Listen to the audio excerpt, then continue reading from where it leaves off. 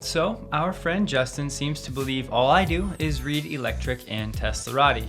Hey Justin, and anybody else that might think the same, genuinely thank you, you gave me a good idea for today. I want to remind us all, there are far bigger storylines for Tesla than quarterly financials or deliveries. Now, don't get me wrong, I enjoy the updates and the speculation as much as the next person, but in the grand scheme of things, these figures are almost meaningless. To take your understanding of Tesla to the next level, it's not just about studying the balance sheet and the income statement. Once again, I do this from time to time, but me, a lover of finance with a former career in finance, I far prefer the bigger storylines that are going to be much more impactful to Tesla this decade than beating Wall Street estimations quarter to quarter.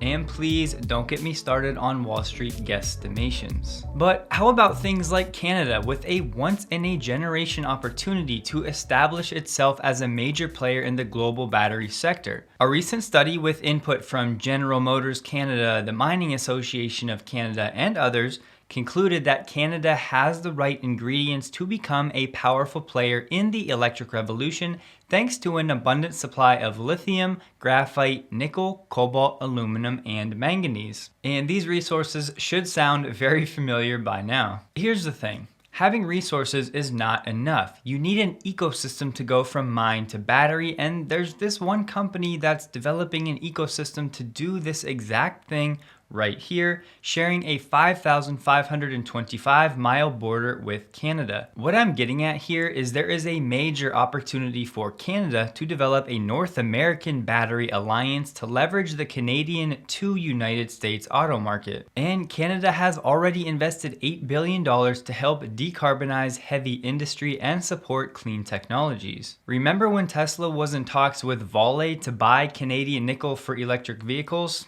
I do. And who could forget Tesla working with Jeff Dawn and his team at a little battery research facility in Halifax. That's Halifax, Canada.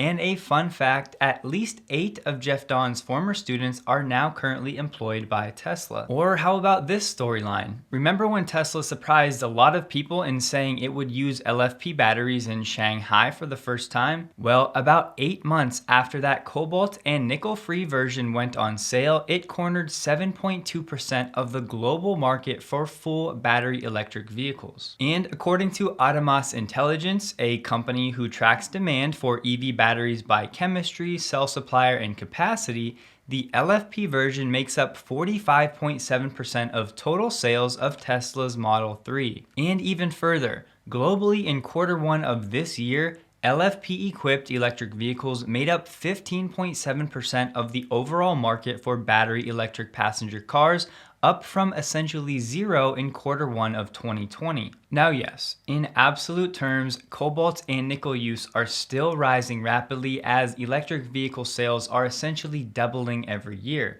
But on a sales-weighted basis, the impact of the LFP variants is absolutely a storyline to watch. This chart breaks it down well, so take a screenshot because we're not staying here long. But as you can see from Q1 2020 to Q1 2021, the use of each metal has basically doubled.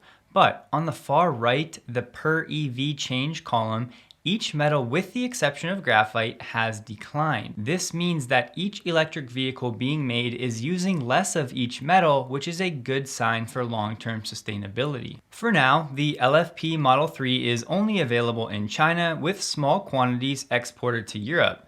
Will Tesla add a standard range Model Y to the Shanghai lineup?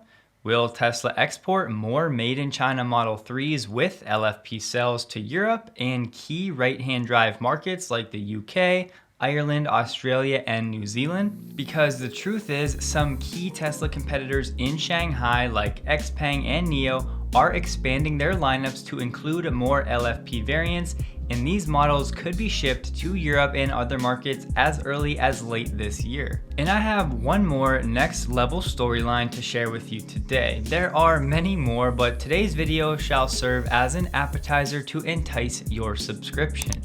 And more importantly, please don't forget that these battery, mineral, supply chain conversations are going to be vitally important to the continued rapid expansion of Tesla and the EV industry this decade. I'm not putting down anyone that loves crunching quarterly numbers, but rather reminding us all there are other threads to follow that many of you might enjoy a lot more than being an accountant without pay. Once again, to make this very clear, I am a financial person and I have the utmost respect for every person in the Tesla community that does the hard work of crunching the quarterly numbers and going through projections.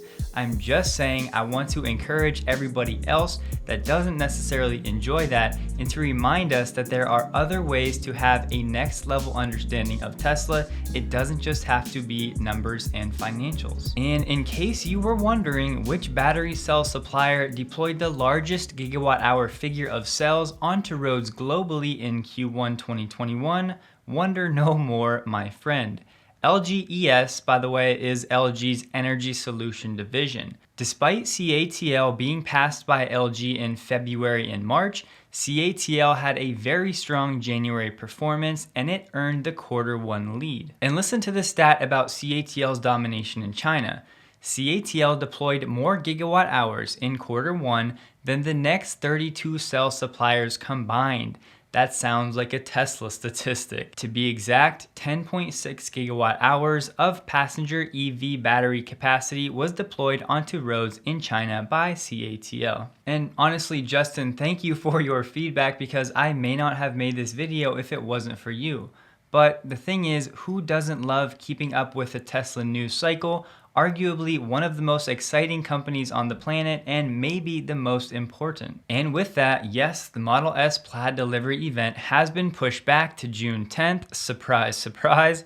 But Elon says the car feels like a spaceship. Words cannot describe the limbic resonance. Limbic resonance is the idea that capacity for sharing deep emotional states arises from the limbic system of the brain.